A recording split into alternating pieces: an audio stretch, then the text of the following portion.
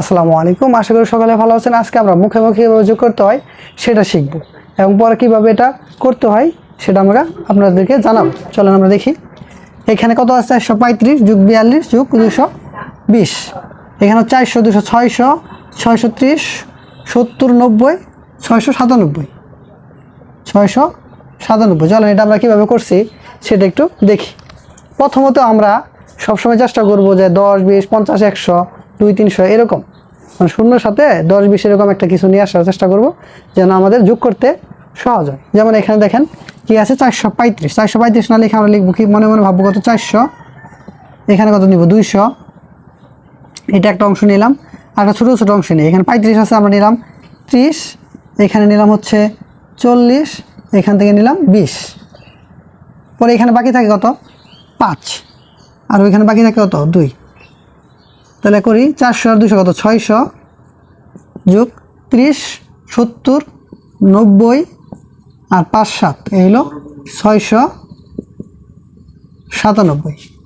একইভাবে দেখেন এগুলোকে আমরা এভাবেই করতে পারি।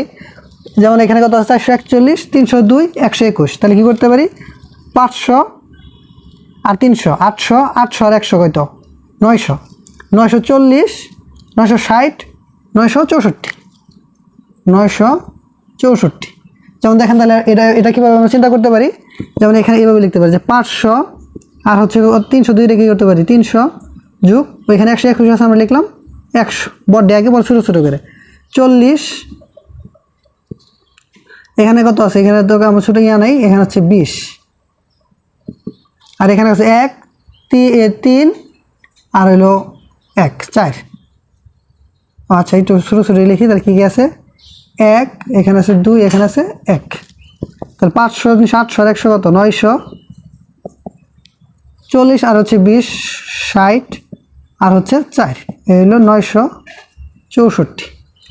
আর যদি কোনো সংখ্যায় একাধিকবার যোগ আকার থাকে, যেমন একই সংখ্যা, যেমন 322, 322, 322, 322 এরকম কোনো একটা সংখ্যা যদি, যে কোনো সংখ্যা যদি এরকম যুগ যুগ যুগ যোগ আকার থাকে, একই সংখ্যা বারবার যোগ আকার থাকে, তখন আমরা ওই সংখ্যাটা আগে লিখবো। কত লিখবো? যেমন 322। ওর কয়বার যোগ আকারে আছে? এটা 1 বার, 2 বার, 3 বার, 4 বার। তো 4 দ্বারা আমরা গুণ করে দেবো। দেখো 4 4 দুগুণে 8, 4 দুগুণে 8, 3 4 12। তাহলে 1288।